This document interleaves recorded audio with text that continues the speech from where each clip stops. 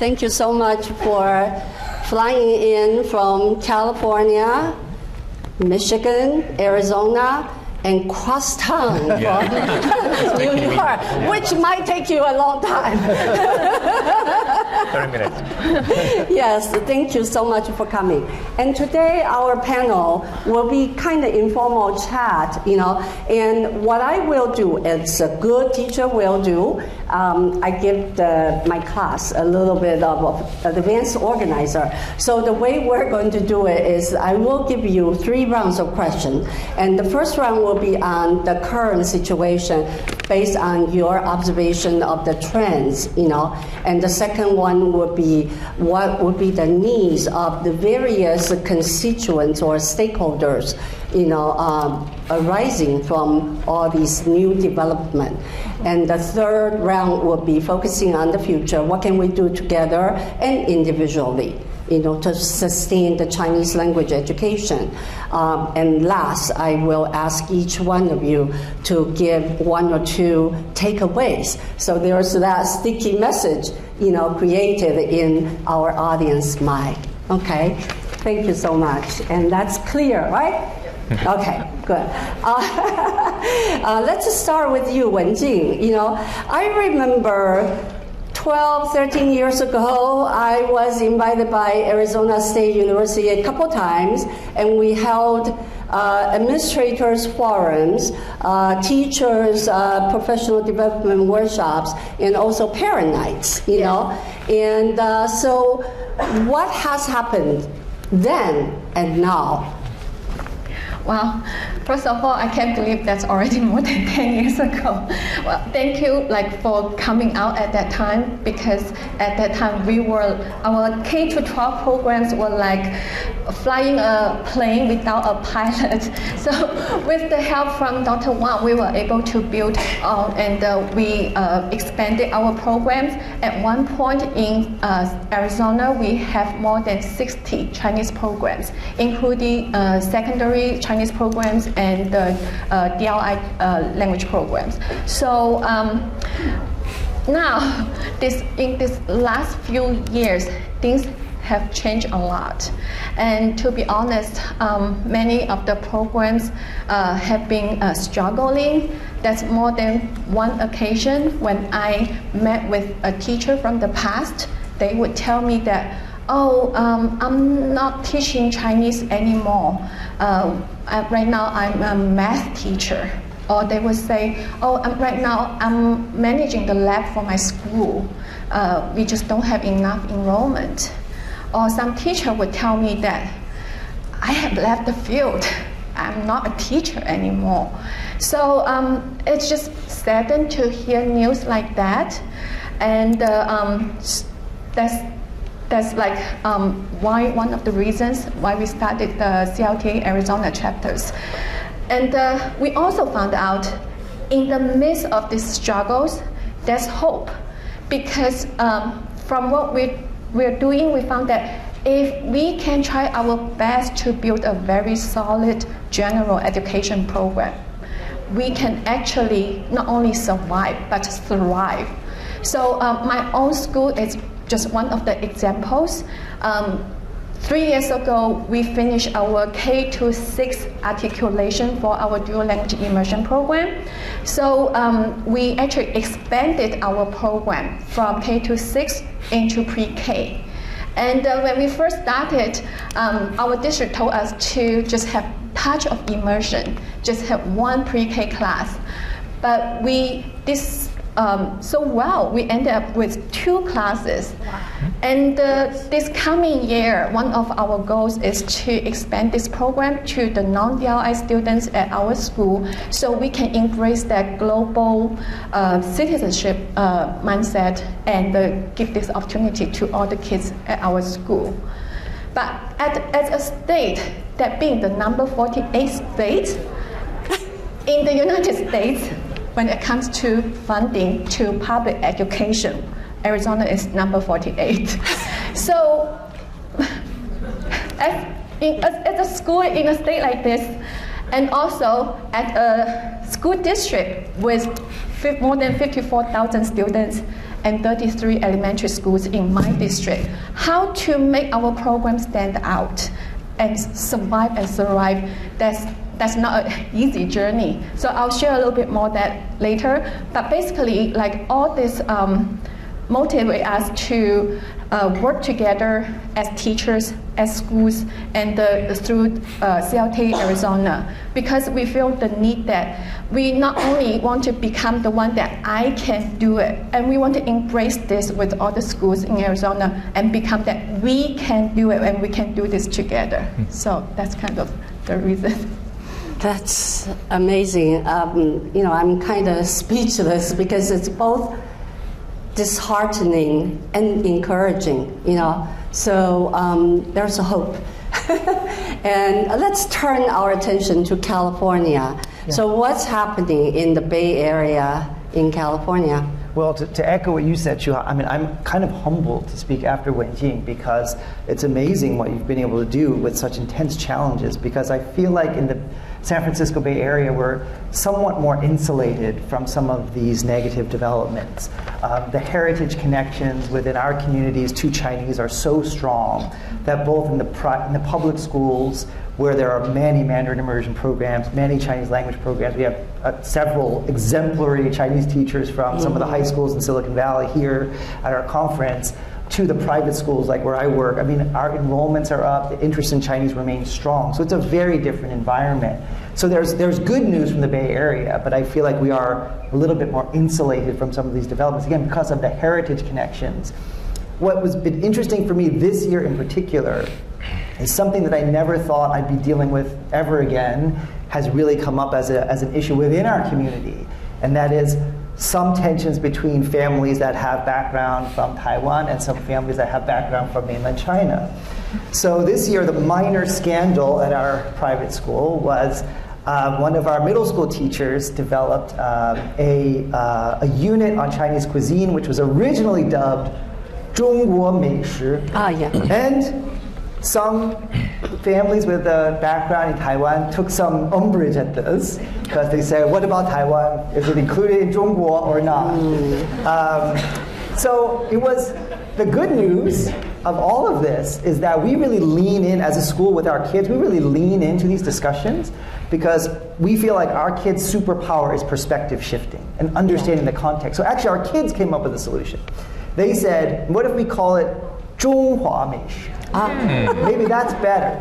So that's what they agreed to do. So we had a festival that was 中华美食, and all the different regions of the Chinese-speaking world were represented, including Taiwan. So that worked out. And then I wrote a letter to the community just explaining what had happened as a way of us all kind of looking at our presuppositions, our prejudices, the perspectives that we take, and also offering up our kids, again, as the models of folks who are going to be able to solve some of these issues. And then, of course, I got some email back from some of our teachers, some of our families who said, actually, we don't think this is right. We don't think 中国 actually is a political designation. We think it's also cultural. So actually, this solution wasn't very good.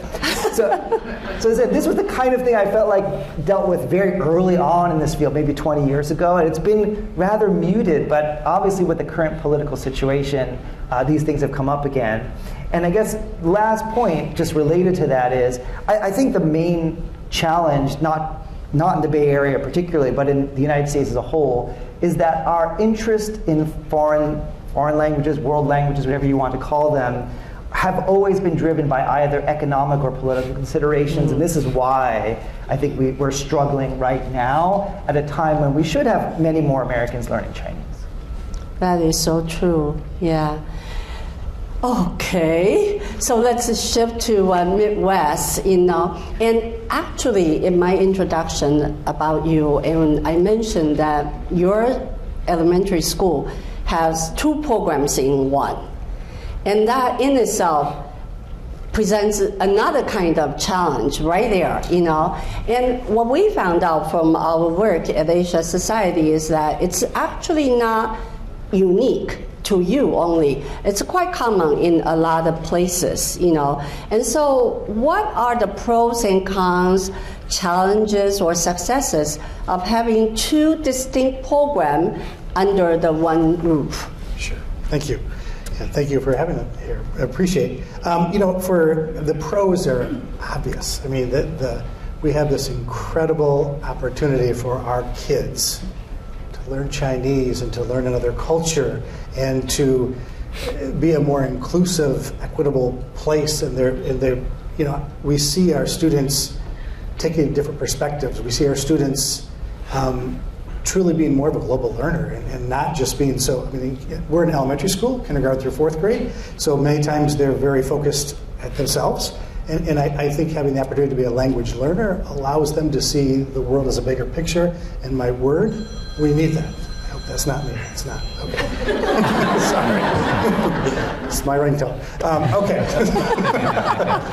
No. So, you know, for us, the challenge and the oldest students that had started at Meadowbrook in kindergarten are now sophomores in college.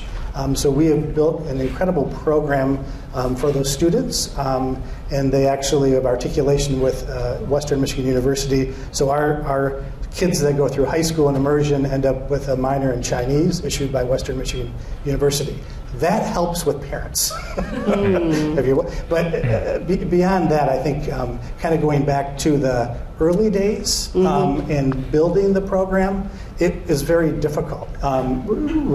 It's kind of, you know, we called it English immersion and Chinese immersion. And it was kind of like, I have 4 kids, and my kids all look at me and make sure, are you being fair to me? And it's kind of like that with the English immersion and Chinese immersion. They're always looking, and they still do. Are you being fair? Am I getting the same resources? Do I have the same number of kids in my class? Do I have the same special ed resources for my children and for psychology and social work? And so there's all of those pieces. That is this delicate balancing act that doesn't go away, but it's also worth it because there's such an upside. You know, one of the things, you know, for all the issues and the favoritism and all those kind of things, and we made lots of mistakes I won't do again, like putting in like shiny new technology in just the Chinese immersion rooms. Bad idea. That was not. But so I think, you know, for us, the journey we've been on, the elegant solution is bringing Chinese and the Chinese culture to all students. And we actually have a third strand. We have the district's cognitively impaired students as well. And so every student at Meadowbrook, cognitively impaired, English immersion, Chinese immersion, gets an hour of language/culture, Chinese culture, every week. And it's amazing when you go into the culture room and here's a group of 8 cognitively impaired students, and sometimes the best thing they're at is counting in Chinese. And to have that, and the parents see that, and the other kids see that, and so we've really grown by coming together as one school, and that's been huge. Really, our specials teachers and our special ed teachers, our office and myself have been really the glue. And so we have a Confucius Week with art and music goes and culture comes together. And we have a huge, obviously, some celebrations, but even things simple like a field day. Our 4th graders have a tradition where they build a dragon boat. At the end of field day, it's the dragon boat races. And so it's all of those little things that have built in the culture and the continuity and community at Meadowbrook, where I think that all the families really feel it and makes sense, and it's made it very positive and powerful. That's amazing. Thank you. This is a really a great portrait of a school with so many different components to it, you know. And in a way, they could become competitors. On the other hand, they could be collaborators, like you say. Yeah. And Zhongqi, let's move to the higher ed. Move you to higher ed as well. And so we know that the latest MLA data in 2016 that shows the university enrollment data, including Chinese, has been going down. You know. But my conversation with a lot of professors or instructors at the university indicate that the enrollment data are not really a very straightforward thing. you know. So what's your observation of this issue? Yeah. First of all, thank you so much for having me, and thank you for bringing up this very important topic, enrollment. I think in the past 10 years, we are all seeing a widespread enrollment decrease for the Chinese language programs in colleges and universities. The report you mentioned was published in 2016.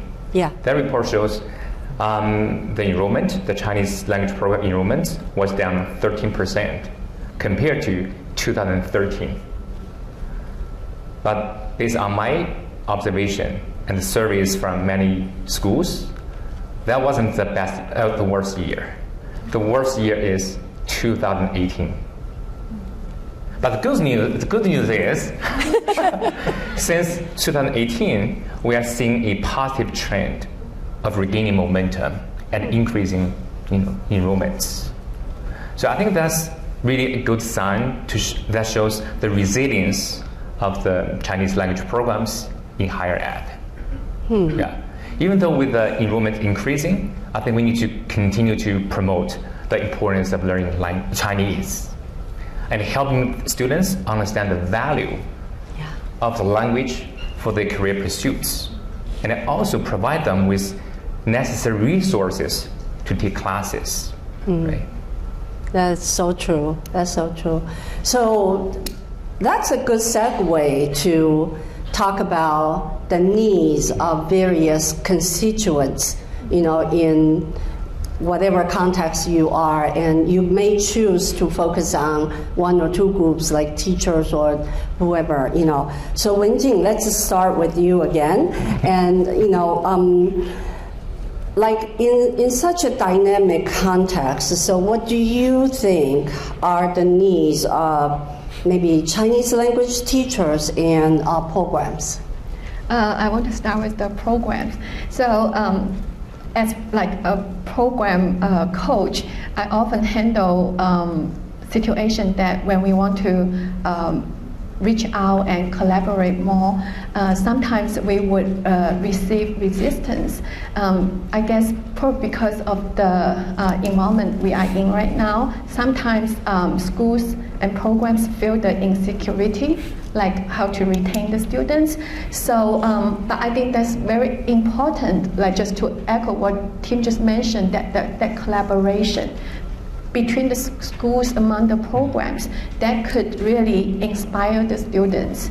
So just one of the examples from last year, we got a call from a neighborhood district saying, hey, we have students here learning Mandarin too. How about we partner with you, do a digital monster hangout that kids in our programs can design or create their own monster and then use their proficiency level like text to write about it. Then we do a virtual hangout and describe the thing we created. And so it's collaboration like that to make the learning more meaningful and more purposeful, and also giving the student the autonomy that they are doing it, they are applying with the language. So I think as programs we need to create more collaborations like that. And then for teachers, using our DLI program as an example, almost all the DLI programs in the state of Arizona, we actually use the same curriculum from Mandarin Matrix. So instead of each of us creating our own like prompts for the stories, why not we collaborate and share the resources so we don't need to duplicate the work. And so for teachers, I think we can also have more collaborations. And also, as teachers, at least the one that I'm interacting with on a daily basis, I also noticed that lots of our teachers actually are suffering from like depression just because of the stress from the last few years. So I also want to say, as teachers, we work really, really hard. So many of you, I recognize the face from online virtual learning because we dedicate our time during the day to teach, and then at night and the weekends, we are joining workshop to sharpen our tools. So we also need to know how to take care of ourselves too. So.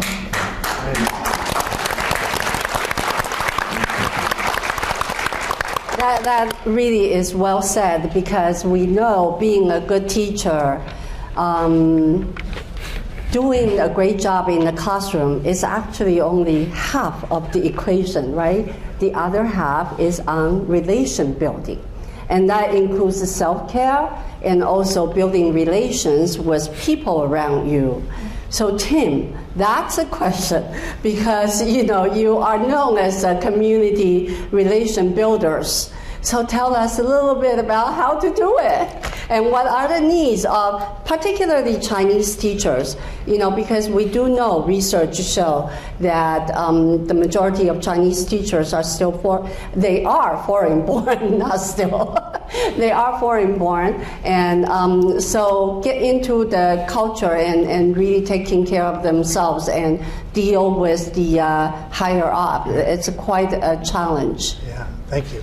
I think first, we had an expert come to our staff. Her name was Dr. Wang. I don't know if you've heard of her. She's worked with our staff, and she had a great analogy. She talked about immersion teachers in preparation for lessons. And you all know, you're teaching multiple lessons every day. And it's not as simple. I mean, when you're doing immersion, you have so many competing things going on that you have to attend to. It's not just the content, it's not just the language, it's the connection, and how do the kids speak it out. It just goes on and on. And the analogy was, for every lesson, the planning and the execution is like doing a Thanksgiving dinner, which to me seems exhausting. And truly, it is. And then you're done with that. Now math's done, and you're 30 minutes into the day, you immersion teacher. I'm not trying to depress you, but it's a lot of work. And so I think first, just to acknowledge that and say it out loud and know that how much you are appreciated. Maybe I can barely see all of you guys, but if you are teaching Chinese, stand up and let's give them a huge round of applause, because you are truly, you are our heroes here. So thank you. Thank you. Because it turns out nothing happens without all of you. So let's be clear. They don't come to college. They don't do any of that. We don't build these lovely programs without that incredible hard work. I'd like to hire her for our district because we don't have a her. I'll pay you more. I'll pay you more. Double, triple. So, I think it's so incredible. It's great work. For I guess things that we have put in place, I think that are just helpful. Again, it's complicated, but mentors. And we need to have like 3 levels of mentors. Because we need to have a mentor that just says, what did Tim mean when he said that thing about the report card? Because just there's weird stuff we do at Meadowbrook that you might not be familiar with. And then we need an immersion mentor that can really say, okay, well, now how do we make this work? And how do we bring the language out? How do we do that? And then sometimes is someone that comes in as a coach that helps with planning conversations and reflective conversations to slowly build your craft. Those are things we've done. We still need her because we're missing that piece. I think other things from a community standpoint, we have an incredible families that are really part.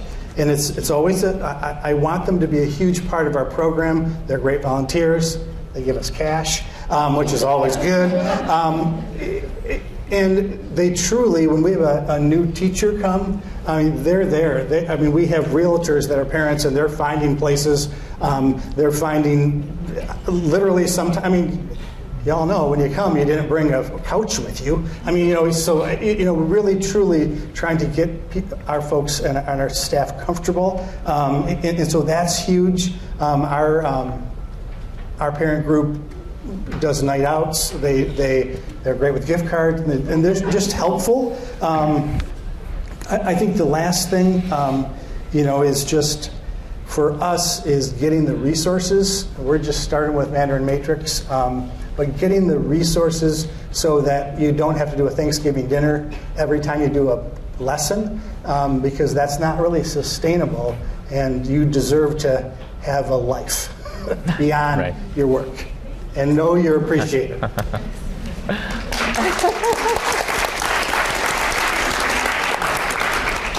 So, Zhongqi, I'm going to ask you another tough question.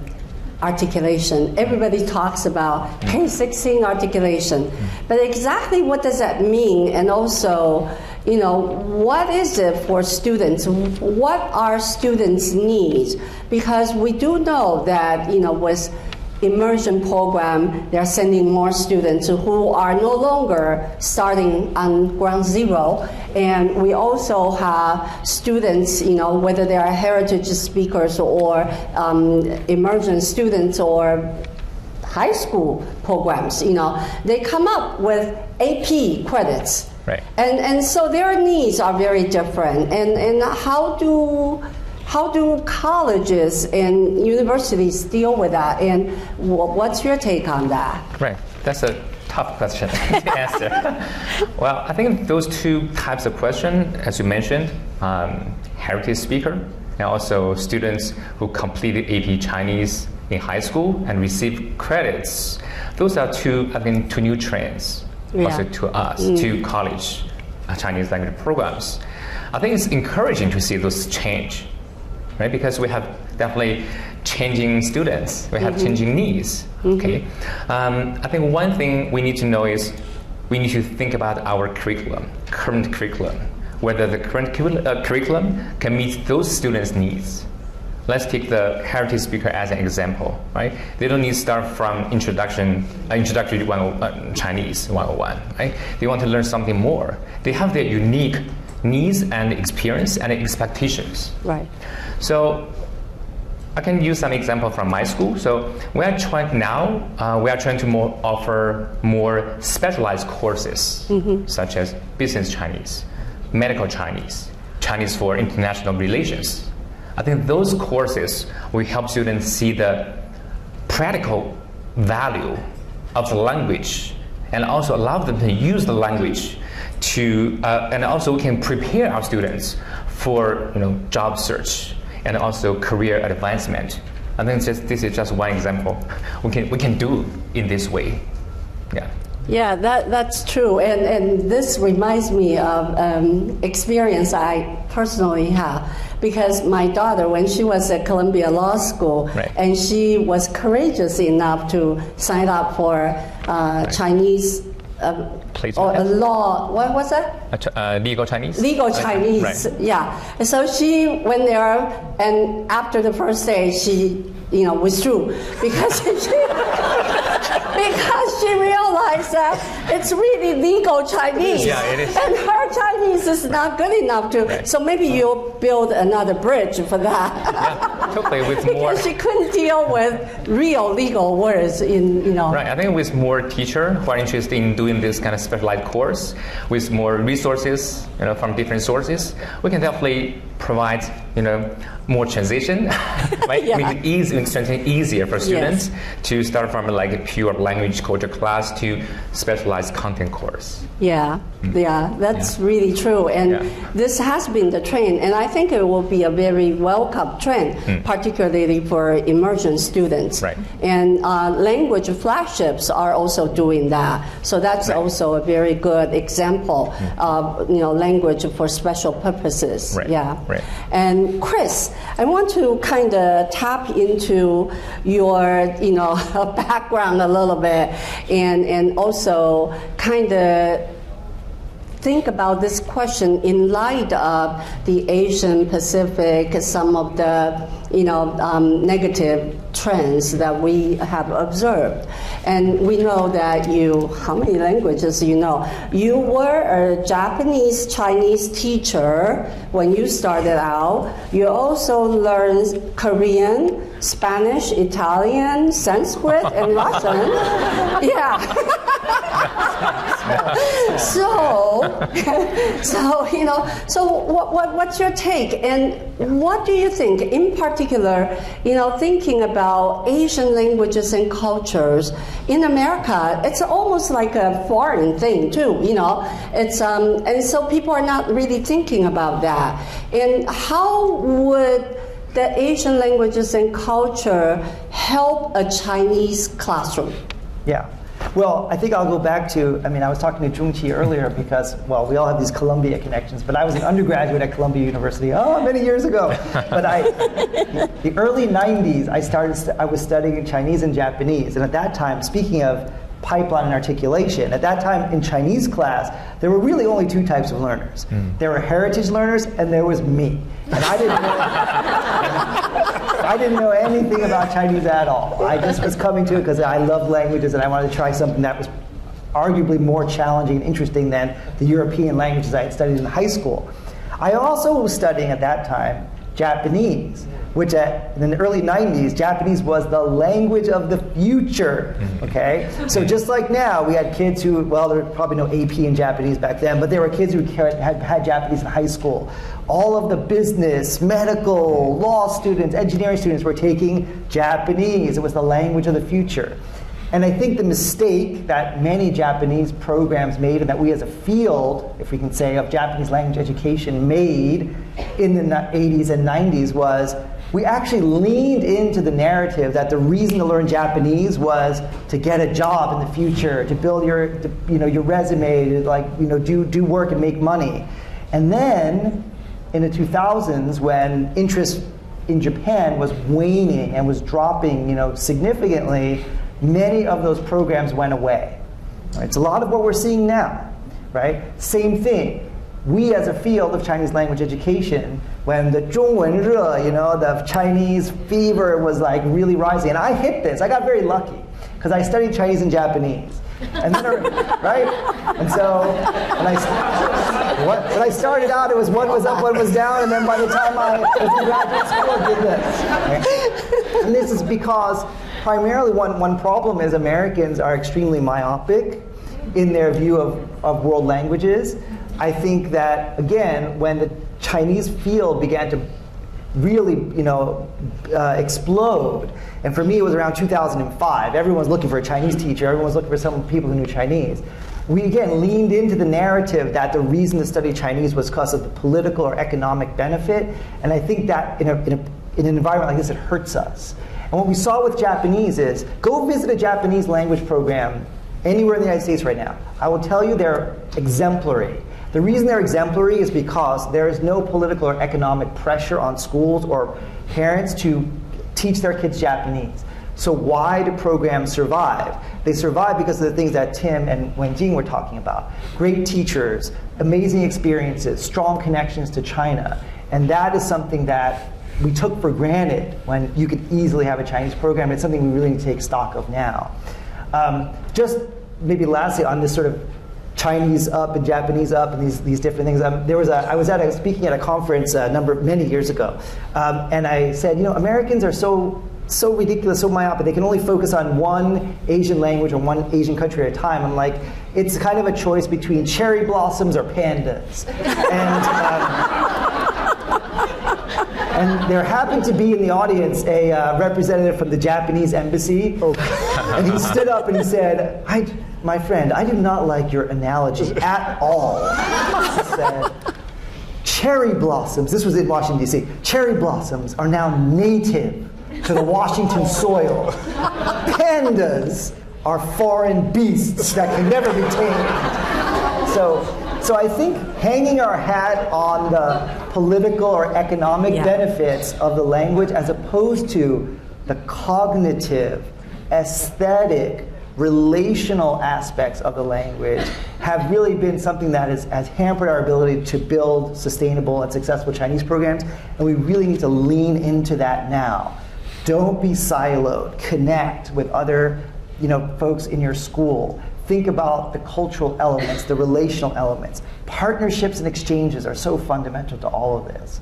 So I would just say more diversity, more connection as we go forward, and less emphasis on the utilitarian benefits of learning a new language. That is so true.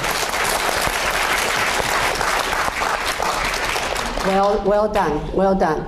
Now, I'll look at Cherry Blossom and Panda in a different way. Wenjing, so can you talk a little bit about a series of sort of actions and things that you have done in Arizona that are quite successful and that actually have been kind of saved some program as well, right? What? Or whatever you want to talk about. Well, so I earlier I was mentioning that to be able to have a program like right now, it was quite a journey. So I guess as a Chinese teacher or if like as a coach, when the opportunity comes, we need to embrace the opportunity. So our district gave us an opportunity like in 2021. In that year, we had our first cohort of 6th grade students. They were about to graduate from our school. So we got invited by the district to give a board presentation to all the school board members, which didn't happen that often. As I mentioned, our district has more than 54,000 students.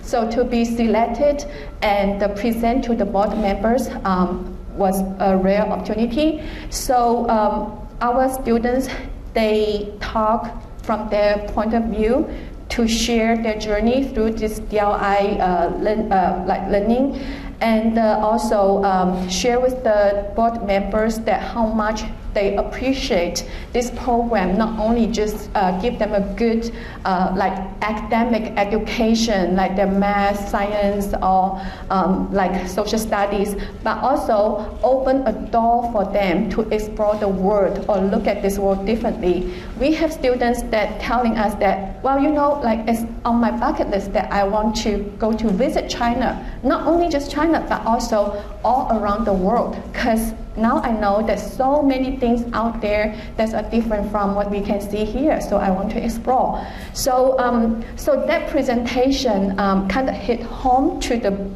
board members, because I remember one of the board members afterwards, she mentioned that what is leadership, and how is it that we achieve it? What is our path? Like could grow into such a beautiful, like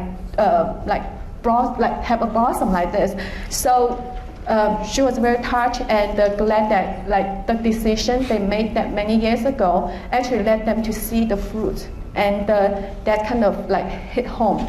And so as a program, I think as Chinese teacher, we're really good at sharpening our tools, like how to be a better teacher, how to teach, plan for a better lesson. But we also need to remind ourselves, instead of keep looking down, to prepare ourselves, we also need to look up and find opportunities to market for your program, to be the voice for your program, because you are the best person to do that. And your students and like their progress, their learning outcome need to be seen, not only just in your community to share with the parents, you also need to share with your school board, because they are the one that make the decision.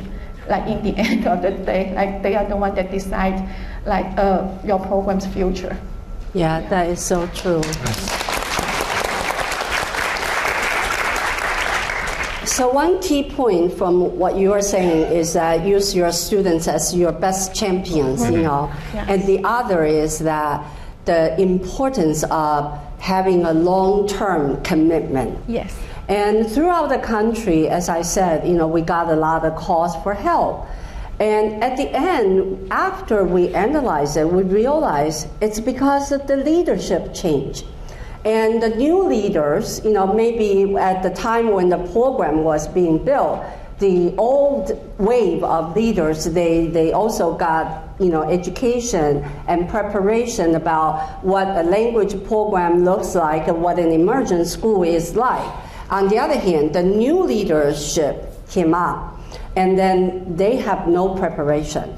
And they look at various factors and all that, so they are ready to cut a program or being swayed by public discourse, because why are we teaching communist language, right?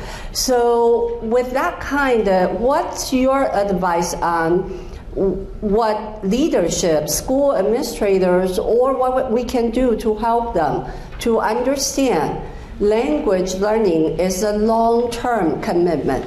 Yeah. Really what they just said was so fitting. I think first each of us has to own the narrative. We can't let others speak for our program. Number one. We also, Michigan's a very purple state. Within our little bubbles, there's huge support. However, as new people come in, they're not in our bubble. And so I think we can never assume everything is going to be okay. For Meadowbrook, we've been doing this for 15 years. We must be fine. However, we're going to have a new superintendent next year. Our current superintendent understands that Chinese immersion is a jewel and it's something to be celebrated, and he leans in and he loves it. He's got 2 kids of his own, not in immersion, but he just understands. So I wasn't too worried about him.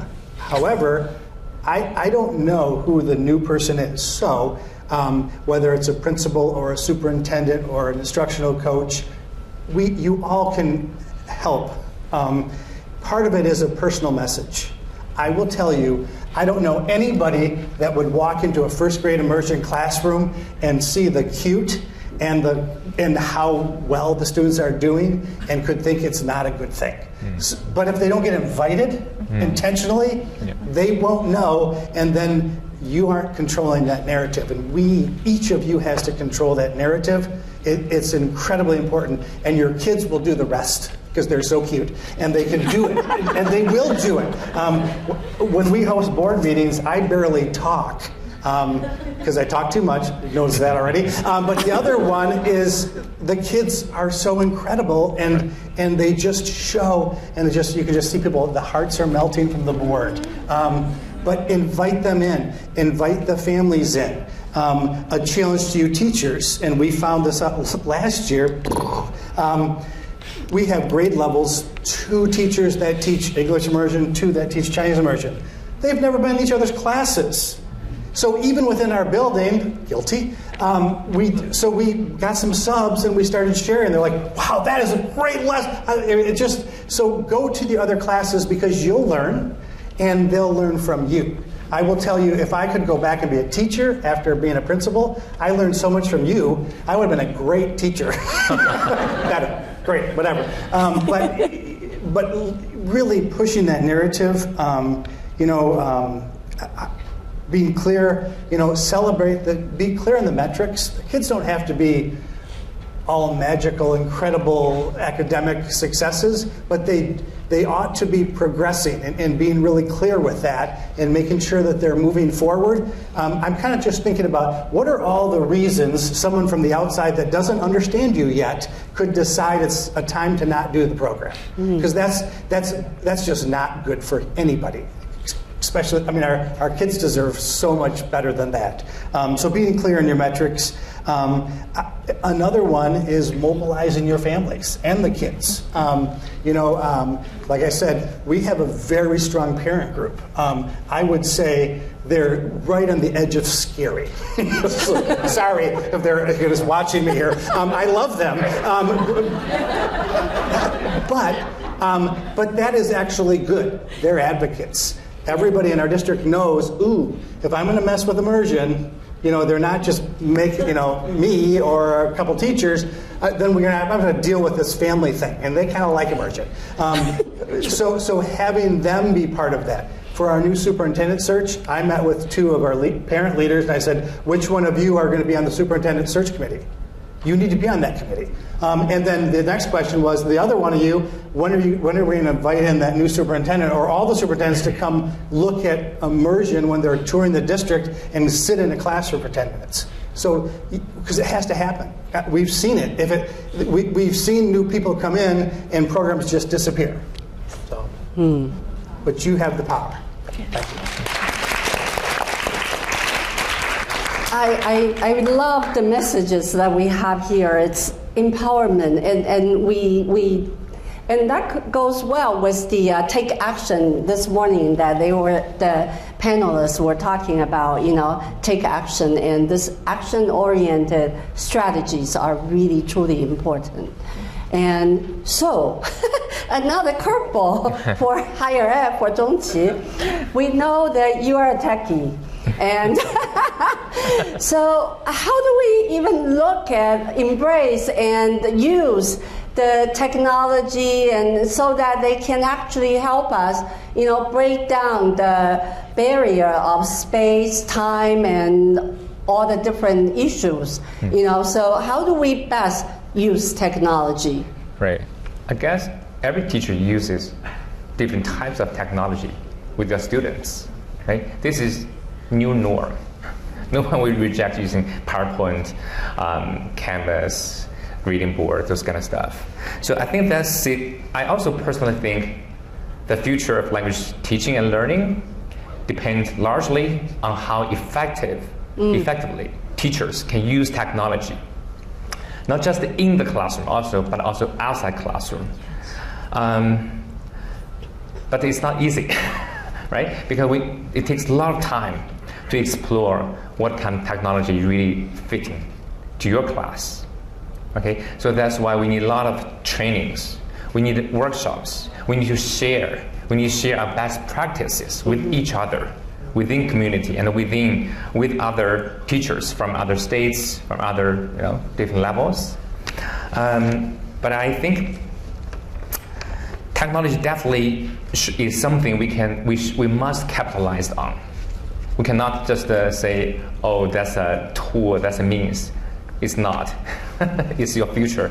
Because it has changed so much. Right? Look at the recent heated discussion about ChatGPT or AI tools. Those tools will impact us immediately. Right? So I think we should not just ignore or say, can wait. We cannot wait. We need to learn them. We need to experiment with them. This is very important, I think. We must experiment with them. We must innovate with them. And also, I think the benefits of those kind of technology is huge. Right? We can provide online classes, self-paced modules, multimedia, right? And even virtual reality simulations, which I think is still under investigated in classroom. Because we know they are really fancy tools, but few teachers actually use them with their teaching. Right, last month, I did a talk about virtual reality tools, and I'm glad I met with one of the attendees, and she told me she actually introduced that tool to the students, and it turned out really well. I think this is really important. We should not be afraid of these kind of tools. We need to use them, make them part of our courses.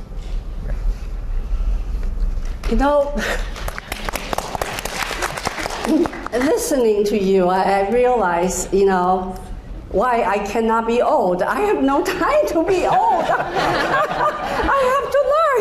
Right. 活到老学到老. That is so true because, if you want to be I am a grandmother of 5, right? And even if I want to talk with my grandchildren, I need to learn. And during COVID, we have Zoom lessons, and I learned a lot from them, and giving all the different wonderful things. So now I want to turn to Chris, let's talk about something that we know it's a critical shortage. And maybe now we haven't really seen the shortage really become very severe yet, but it's there, it's bubbling up. It's a teachers, you know, and the teacher pipelines. So because we need to think about teacher supply and demand, it's a whole system. So you have a teacher experience, school, you know, principal, and also at Asia Society, the national and international perspectives, you know. Talk a little bit about the teacher pipelines. Well, I think we need to make teaching sexy again. I think, unfortunately, I think Akash is a good example because I can see the energy that he probably brings to his classroom and to his leadership role at ACTFL. So I think we really need to all do a bit of that and kind of subvert expectations. So this is one of the things I love to do as a teacher.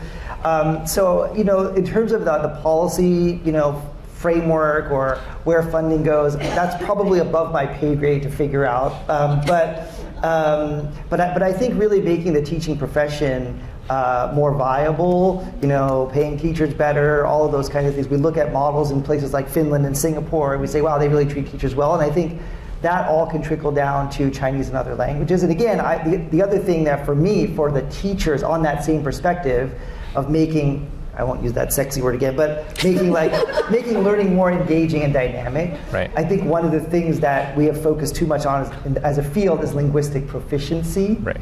Right?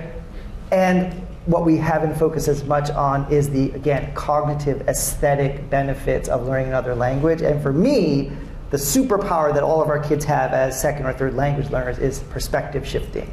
And if we can put our focus more there, I would much rather have my kids have less overall linguistic proficiency. Okay, you're intermediate, mid, not advanced, high. That's okay because you understand the superpower that you have. Yeah. And I will say, final note, I've had so many kids tell me, because we're a Mandarin immersion school, teach pretty much everything in Chinese, you know, through the end of elementary school, and about half of everything gets taught in Chinese in middle school. So many kids have told me when I look at a math problem through a Chinese lens or an English lens, I actually see a different way of solving it, a different way of conceiving it. And if we can focus on that as the core of what we do as world language teachers, as opposed to what's your proficiency level, I think that will do a lot to show the value of what we do to people who doubt it, especially in times when, again, China or Chinese are not on people's agenda as something they want their kids to embrace. Yeah. And I want to follow up a little bit about teacher leadership capacity building. Yeah. And so just very shortly, you know, I was given the notice, but anyway, very quickly on teacher leadership capacity building, because a lot of teachers have actually, you know, come to me and say, I want to be a leader. I want to grow myself professionally. How do I do it? You know, so what's your advice? Well, that's been a huge priority for me at my school. And so when I first got to our school, there were no Chinese-speaking people at all on the leadership team. So I immediately changed that. I was a Chinese speaker, but I wasn't, you know, obviously ethnically Chinese. But we immediately started to promote teachers into roles of pedagogical leadership. Elementary school head was a Chinese teacher. Our curriculum director for the school was a Chinese teacher, and created a number of pedagogical roles that our teachers could step into. So I think those of us with the power in administrative roles need to create those pipelines for teachers. But I encourage you, the thing that actually gives me a little bit of distress sometimes when I see the leadership of our immersion schools right now, it's frankly very white. Okay, you know, people like me, and I'll say, okay, I can speak some Chinese. That's good, but what I hope to see in the future is leadership of our schools that more accurately reflects the people who are teaching Chinese in those schools. And so, yeah, really. And I feel like at my school I have a whole group of next generation leadership that we are cultivating, but I think you also need to take the initiative to put yourselves out there, and that's why think of yourselves not just as a Chinese teacher, but as a teacher leader, and take the opportunity to grow yourself as an administrator or take other opportunities. That's wonderful. That's good. Can I count as your takeaway advice, or you That have will be my another thing? takeaway advice. 谢谢，谢谢。And how about you, Tim? What's your takeaway advice for our audience? It's tough to leave after Yeah. that. Drop the mic there. Everything he said. I think the other piece would, the power of collaboration, the power of group learning, and finding people wherever they are that can help you so you don't have to do 6 Thanksgiving dinners every day. That's what I would say. Collaborate. Yes. Wenjing, what's your takeaway? Well, I just believe that our Chinese teachers are the most diligent people in the world. So take care of yourself so you can take care of the students. Yeah. Thank you. And Okay. I'll be very brief. Although there are challenges ahead, I believe we have an opportunity to create innovative solutions that will help us meet the needs of today's Chinese language learners. so true. Thank you. We just had well, how do we say, a feast, but it's not appropriate. It's dessert, sweet, right? Wonderful, wonderful dessert. Thank you so much. Please join me to thank our panelists. And just one parting word. You know, basically, I think we are at a very difficult time, but you know, working together, 同舟共济, right? And we can get through this. And I do feel that the messages is very loud and clear. One is you can write your own narrative, okay? And the other is that you can, what was that? I forgot. But basically, the idea is that you don't have to wait for others to do it, because no one else cares about your program or about the Chinese language education more than you do. Another thing is that we really have to think higher than just, it's not about how many characters or how many sentences your students are able to produce. And this morning, the Kingdom of Characters, you know, the reason why we have Professor Chu here is because as Chinese language teachers, we focus on character learning, character studying and using, but not thinking about, wow, the power, the magic, you know, that's sort of encoded in characters, you know, and that is our journey, our message. Is that our mission in life is larger than just teaching Chinese language. We're making a people. Thank you so much. Thank you.